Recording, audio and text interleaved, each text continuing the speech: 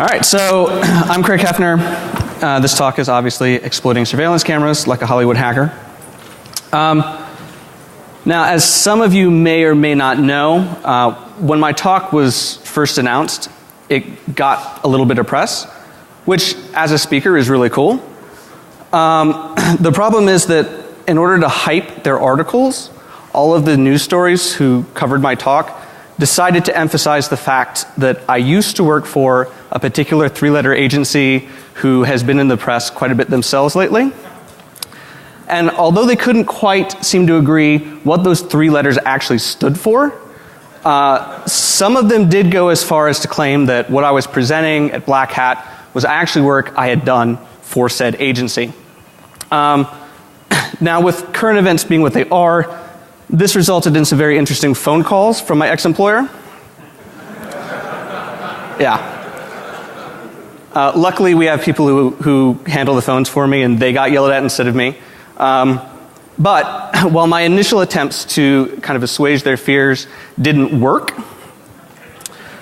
I was eventually able to convince them that yes, sometimes people on the internet are wrong. So, just to be very clear, this talk is not about any work that I've ever done for any ex-employer. What this talk is about is work that I do for my current employer. I work as an embedded vulnerability analyst for Tactical Network Solutions. I also teach our embedded device exploitation courses and dabble with wireless hacking from time to time as well.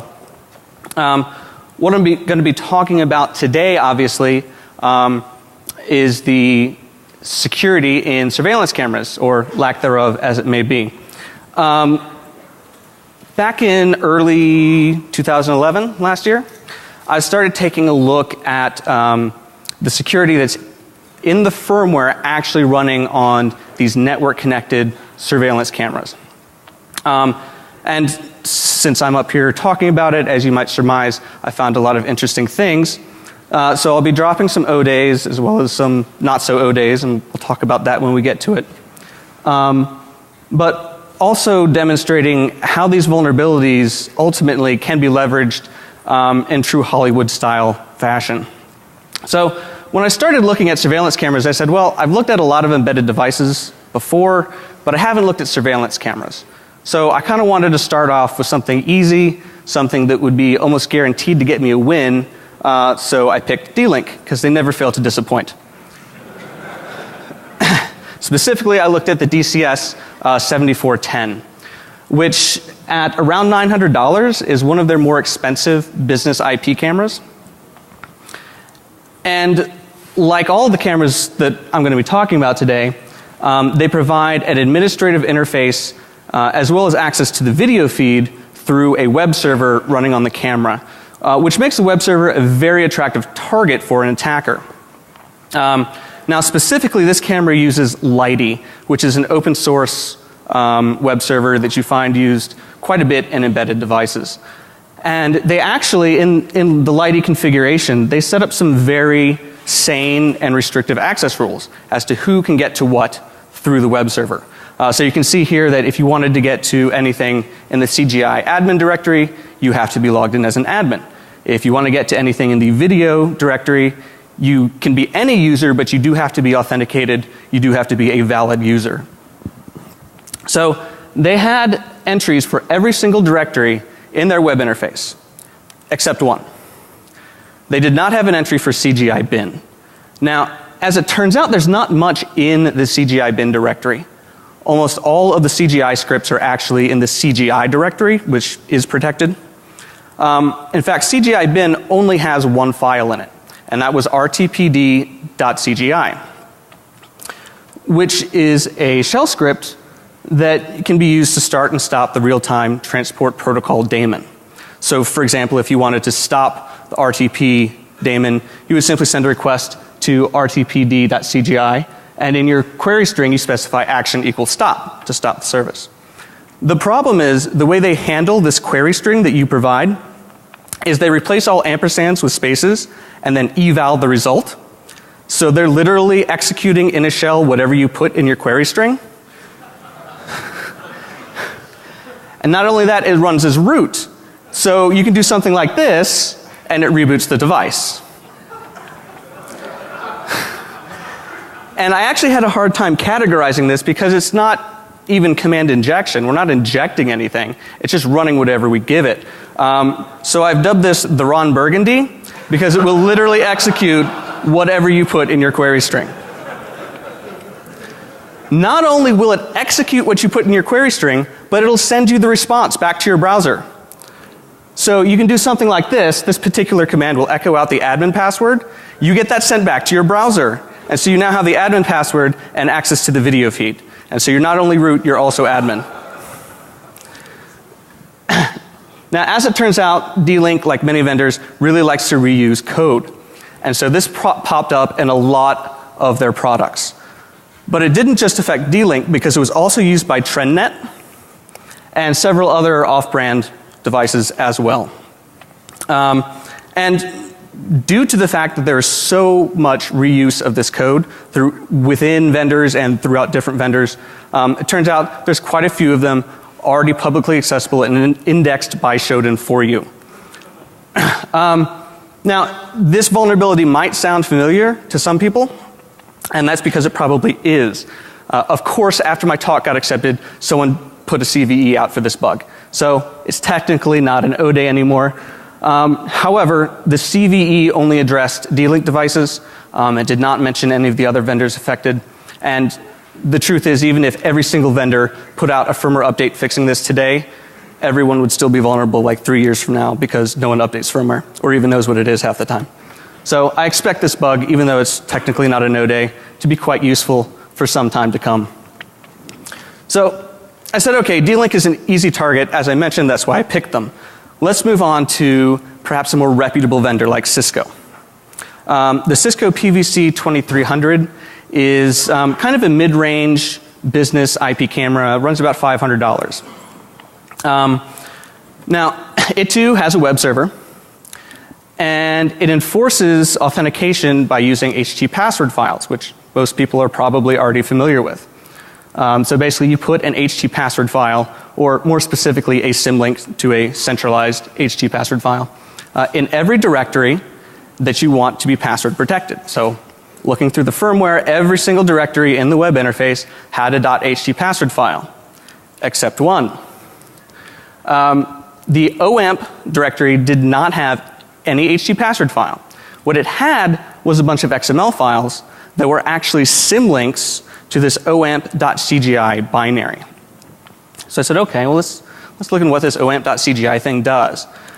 And as it turns out, it implements kind of its own little mini API that's totally separate from the rest of everything else running in the web interface. So it expects you, when you make a request to it, to specify an action. And this action you can specify, it can be one of many different things, including download configuration file, update firmware, and many others. But they weren't completely stupid. We'll get to the stupid stuff later, but they weren't completely stupid because what they do is before executing an action, they check to make sure that you've also provided a valid session ID. If you have not provided a valid session ID, the only action it lets you run is the login action. I said, okay, well, this in itself is interesting because they're implementing authentication that's totally separate from the authentication used everywhere else in the interface. So I started looking at how they actually handle this login action. They expect you to specify a username and a password. All right, so no surprises there. They then make 2 calls to this pro get stir function. Now, at this point, I have no idea what pro get stir does. Presumably, it gets a string of some sort. But I do know that on the first call to this function, they pass it 2 strings, OAMP and L1 user. And on the second call, they pass OAMP and L1 password. Now, the value returned for L1 user is then compared against the username that you provided. And the value returned for L1 password is compared against the password you provided. So presumably this L1 user and L1 password, whatever their values are the correct login for this OAMP interface. Now, the only other place I could find in the firmware that actually referenced L1 user and L1 password was in the configuration file. These values are hard-coded in the device's running config under the OAMP section of the configuration file. You can see that L1 user is set to the string L1 underscore admin, and L1 password is set to the string L1 underscore 51. And this is a real problem because this whole OAMP interface and these hard-coded accounts are completely undocumented. So no one knows they're there except for people who bother to look at the firmware, which of course an admin is never going to do that. And even if an admin knew that these were here, there's no way for the admin to change this. There's no interface for the admin to go in and change these values. And the problem with having hard-coded secret passwords in your system and backdoors is that they don't stay secrets for long, right? So we can use these backdoor accounts to exercise the login action. And sure enough, we get back a session ID. Now, as long as we send the session ID along with all of our other requests, we can invoke any of the other actions supported by OAMP.cgi, including download configuration file. And this gives us back what appears to be base64 encoded data. The problem is if you try to base64 decode this, no worky. You just get a bunch of junk. The reason for that becomes readily apparent when you look at the actual encode 64 function in the binary itself. They are doing base64 encoding, but they're using a non-standard base64 key string. Luckily, it's very easy in Python to substitute the standard base64 key string in Python's base64 module with a custom key string like this. And so with a couple lines of Python, we can easily decode the config, which gives us plain text admin creds, which lets me see your server room. Now, the problem with viewing someone's server room is it's really exciting for like 10 seconds. And then you're like, holy shit, this is boring. So I went back and started looking at some more code because that's more exciting. Now, the load firmware action is one of the other actions you can invoke. And it's actually very interesting because instead of uploading a firmware file to the device, you specify a URL. And then the device goes to that URL, downloads presumably the firmware, and then flashes it. The problem is that URL that you specify is shoved into a command line string that's ultimately passed to libc's system. And hopefully everyone here knows that taking unfiltered user supplied content and passing it to system is bad. You don't do it. So we can easily do command injection through this parameter. Just putting semicolon reboot semicolon somewhere in your URL reboots the machine. And of course we can run whatever command we want at this point. This also affects the WVC 2300. It's basically the same camera but with antennas. And there are hundreds of these cameras already out there online in hotels, obviously server rooms, and engineering companies who design things for the International Space Station, I'm told. So I said, okay, clearly D-Link and Cisco are doing it wrong. In their defense though, you know, they're not really camera companies. They don't do cameras. Cameras isn't really their focus. So let's look at someone who is a camera company. It's their bread and butter. Hopefully they know how to do it right. So I picked on IQ Envision. Partially because they make some really expensive high definition cameras. The IQ 832N, for example, will run you over $1,000 a piece. So it's certainly not cheap. The main reason though is that these are the guys who make the cameras that are used in the business complex where I work. So it was a little more personal. And what you get for $1,000 per camera is a high definition video feed, unauthenticated, open to the world by default. Now, admittedly, this is a configurable option. You can require authentication. This is the default setting, but you can go in as an admin and change that. Now, guess how many admins connected their cameras to the internet without changing that default setting? Almost all of them. So this is really interesting, but it's not really that interesting from a security standpoint, right? It's like, oh, okay, they don't know how to secure their stuff. Big deal. But I wanted some actual vulnerabilities. So I said, well, let's look at getting into the admin area, which is password protected, and which thankfully most admins had the presence of mind to change the default settings for. So to do this, I started looking at what else can I get to without authentication. And one of the few pages that you can get to without authentication is oidtable.cgi. And the output from oidtable really isn't that interesting. It's a bunch of technical camera settings like focus and all that other stuff. There's nothing really sensitive in here like usernames and passwords. What's more interesting is the code behind oidtable. Because if you disassemble this CGI binary, you'll see that it looks to see if you've specified a grep parameter in your query string when you send your GET request to it. Now, if you have, it checks to make sure the value you provided is less than 32 bytes long. And as long as you meet that requirement, it'll take that string, shove it into a grep command, and pass it to popen. At which case, I facepalmed, did my best Kim Jong-il impression, and did some command injection. And again, just like with the D-Link, you see I can run a PS command, and I get the output sent back to my browser. So I have a built-in unauthenticated web root shell already on the device. It's also worth noting that while process listings are interesting, these cameras already have Netcat installed on them with the -E option enabled. So I'm sure most people here can think of some more interesting commands to run than a process listing. But my main goal in all this was really to get to the admin area, recall. So I said, well, how can I do that? Well, we can also use this bug to retrieve the contents of arbitrary files. Now the etc priv password file is what contains the actual admin credentials. It's not an etc password, it's etc priv password. So we can pull back the contents of that file. And as you can see here, it has the username root and an encrypted password. So at this point we have two options. You can try and decrypt the password, or if that doesn't work, I mean, screw it, we're root, we'll just overwrite the file with whatever we want. In either case, we get access to the admin area, and again, we're both root and admin on these cameras. These bugs affect most of IQ Envision's product line, including their 3 series cameras, the 7 series, the Sentinel series, the Alliance Pro, Alliance MX, and Alliance Mini series. I won't read off all the models, I'll be up here forever.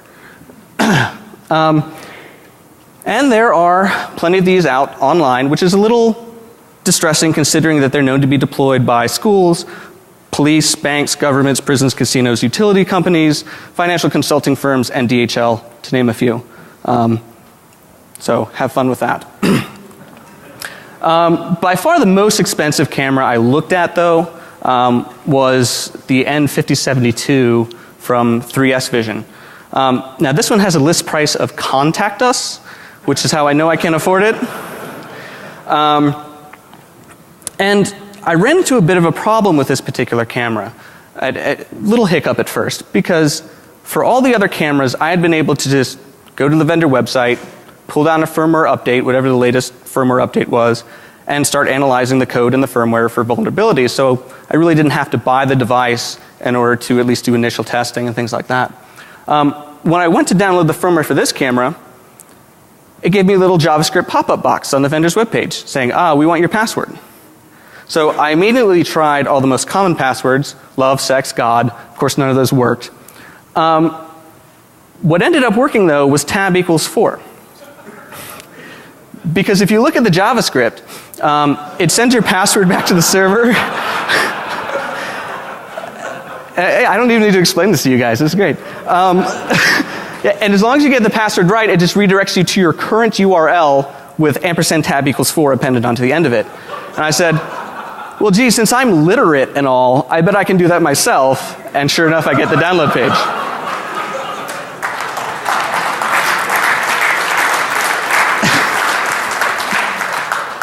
So this does not bode well for the security of their systems.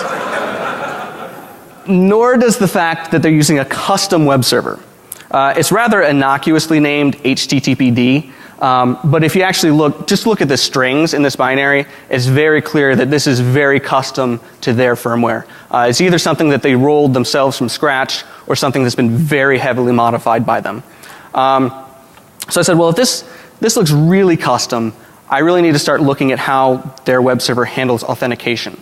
Now, I know that the cameras use basic HTTP basic authentication, So I know that they're going to be doing some base64 decoding.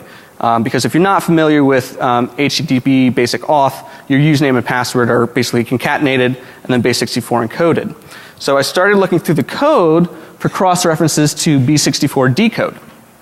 And so what they do when they decode your password is they pass it to B64 decode. All right, that's fine. They're decoding your stuff. They then do two string comparisons against a hard-coded string, 3S admin, and another hard-coded string, 279888303. And I saw this and I thought, there is no way you were dumb enough to hard code stuff into your HTTP server. These can't possibly be creds. But they were, and they worked great. So you can access any 3S Vision camera, become admin with these backdoor creds, and that gives you access to video feeds of cache machines, Taiwanese checkpoints, and Russian industrial basements. At least that's what I assume that is. Now again, looking at video feeds is really boring, so I wanted root. Luckily their code is littered, especially once you're logged in as admin, your attack surface is wide open. And their code is just littered with unsafe function calls. It's absolutely horrible. Probably the best example of this is their records.cgi handler. Now, not all of the cameras, but many of their cameras support local storage. So you can plug in, say, an SD card to the camera, and it'll save files off to the SD card for you. So they also provide a way to do some basic file management from the admin interface. And this is done through the records.cgi page. Now, records.cgi is not a physical CGI page sitting on disk. What happens is when the web server sees that you requested records.cgi, and it invokes the doRecords function handler.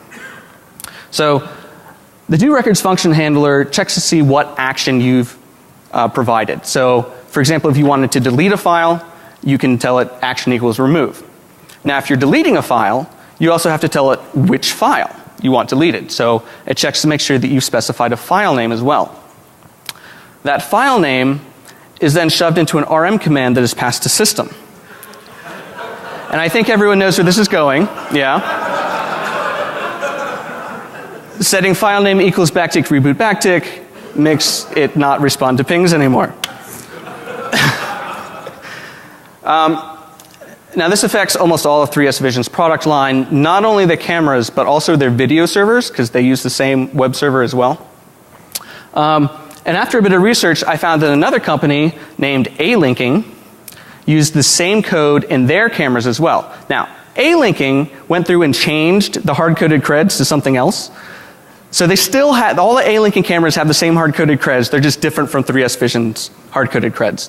And I'll leave finding those as an exercise to the reader, but they're there and they're easy to find. Now these cameras are particularly interesting due to their cost. There's not a whole lot of them, when compared to some of the other devices. But considering that these cameras are known to be deployed in foreign military, energy, and industrial facilities, they're particularly interesting. So all of you who are already looking these up on Shodan, be careful. Don't blame me when the Chinese military shows up and gets pissed at you. So what this all boils down to is I'm in your network, I can see you, and I'm root, which is not a bad position for any attacker to be in. Most of these cameras, the way that they're deployed, they're actually connected to the internal network. So if you can remotely access them and break into them, get root on them, you now have a Linux-based ARM machine sitting inside their network that you can then use to go after anything else in the network. But I wanted to kind of take a step back from that and say, okay, that's great and all, but what can I do to the camera itself? All right, I've got root on the camera. This is awesome. But if you go up to an average admin and say, I got root on your camera, he's like, I don't even know what that means, right? What the hell are you talking about? So I wanted to do something a little more interesting, something that would actually demonstrate what you can do. So, skipping slides. I wanted to take, say, a video stream that looks like this, and instead make it look like this. And this is kind of the classic Hollywood hack, right? You've got to get into the facility that's guarded and it's got security cameras, so the token hacker of the group has to break into this camera system and make it look like no one's there when really they are. So to demonstrate this and just do a little proof of concept, I picked a TrendNet IP410WN. Now, I picked this camera for a couple reasons. First of all, I can afford it, which is a big plus. But secondly, it has a backdoor account that can access certain restricted files, which have very obvious command injection bugs, which can be trivially exploited by anyone who can send packets to the camera. In other words, it's the same stuff I've been up here talking about the whole time, just on a slightly less expensive camera. Now, as it turns out, this particular bug is also not a Node A. It was actually first published in 2011. The problem is, I didn't know about it, and neither did anyone else, because when they published this, they didn't mention any specific devices that were affected. They didn't mention any specific firmware versions that were affected. So if you went and Googled for, TV IP410WN vulnerabilities or exploits, you didn't find anything. And the problem with not providing this information when you do things like vulnerability reports is it's difficult for other people in the security community to validate your claims, first of all. But it also makes it impossible for vendors and customers to determine what models need to be fixed and whether I'm actually vulnerable or not. So the easiest solution here is to just ignore it and hope it goes away, which is what everyone did. So these devices, even though this is a known bug since 2011, have been shipping with these bugs ever since. Oh yeah, there's a lot of them out there too. So let's say hypothetically this is our admin's video feed. We want to make sure it stays that way, right? So for purposes of demonstration, we'll assume that the admin is browsing the video feed through the web interface rather than maybe through a custom service or RTPD or something like that. So if you're on this particular camera, when you're browsing, when you're viewing the video feed through your browser, the process responsible for streaming images to your browser is mjpeg.cgi. So with command injection and the ability to see the output from our commands that we're injecting, we can run process lists and see what processes are running, and then we can just kill off all the mjpeg.cgi processes. And this actually has the effect of temporarily freezing the admin's video feed, because his browser is only going to show him whatever the last image it received was, and he's no longer getting any more images. But we don't want to stop there, because if the admin refreshes his browser or navigates away from the page and comes back, he starts up a new stream and then he's going to see the live video feed. So what we also want to do is replace mjpeg.cgi. And this does not have to be difficult. A 2-line bash script will suffice, particularly in a pinch. All you have to do is replace this CGI page on disk with a bash script that echoes out some basic headers to make the browser happy, and then cats out the contents of its static JPEG image. Presumably, this JPEG is a picture of the empty elevator, but it can be goatsy or whatever you want. So while the admin will now always see this, no matter what is actually going on in the elevator. So this is actually a lot more fun to see in a live demo. So if the demo gods will work with me today. All right, so I have my camera guarding my precious beer here, so you can see if I try and take it, whoever's watching will know. However, I have a little exploit script written up, and this exploit script does a couple of things. First of all, it's going to kill the admin's video feed. It's going to replace the mjpeg.cgi just like we showed. It's also going to give me the administrative credentials to the camera and set up a secret URL so that I can still see the live video feed even though the admin's is frozen permanently.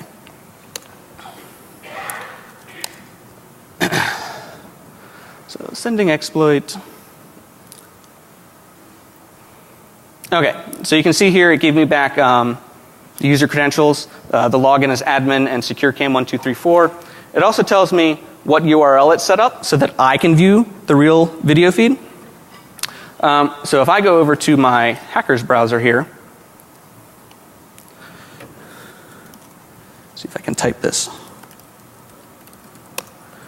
I can see what's going on. So if I try and take this, I know that, but the admin doesn't.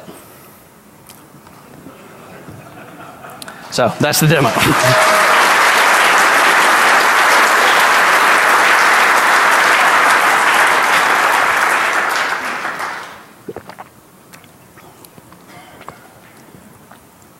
So a couple closing thoughts I'd like to leave you with.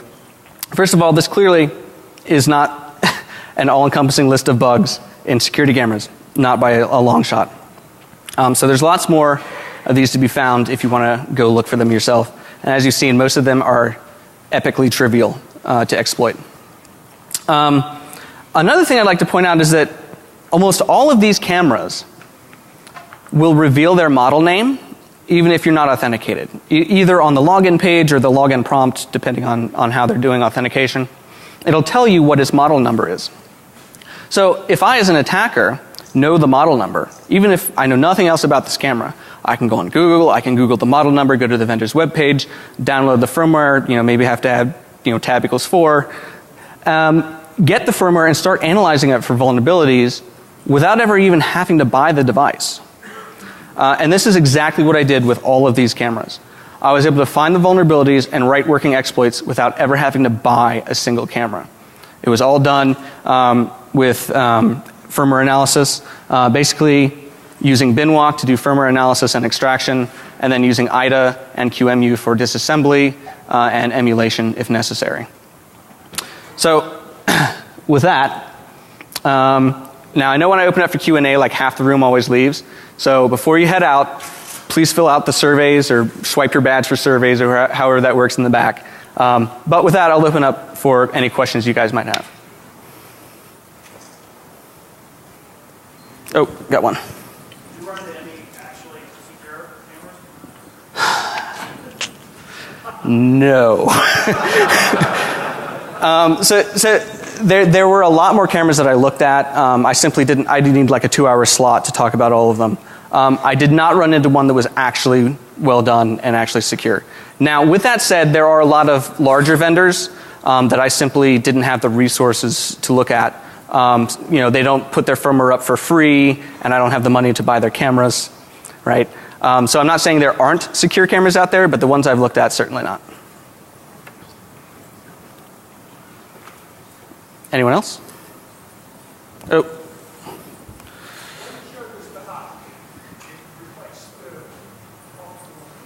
You have to speak up. I can't hear you. Mm-hmm.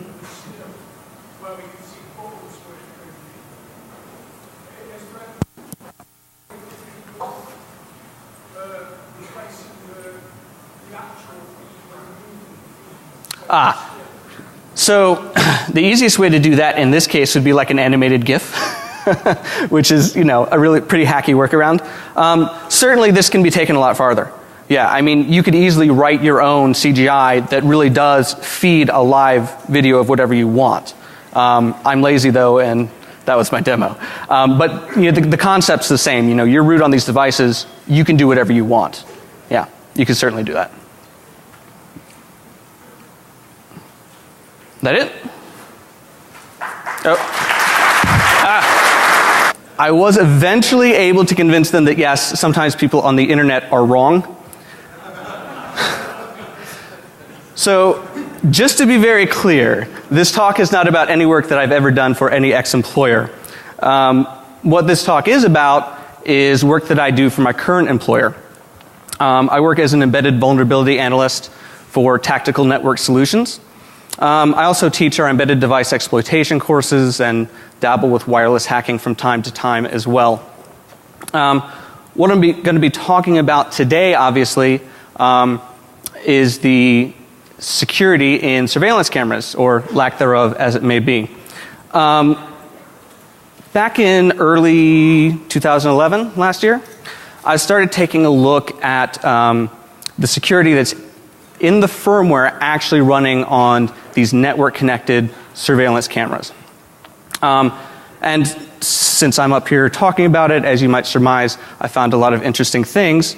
So I'll be dropping some O days as well as some not so O days, and we'll talk about that when we get to it.